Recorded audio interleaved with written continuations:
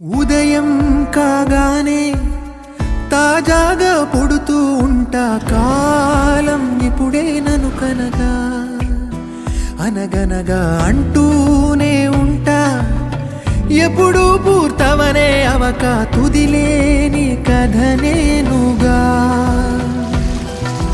గాలివాటంలాగా ఆగే అలవాటే లేక కాలు నిలవదు ఏ చోట, నిలకడగా ఏ చిరునామా లేక ఏ బదులు పొందని లేక ఎందుకు వేస్తోందో కేక.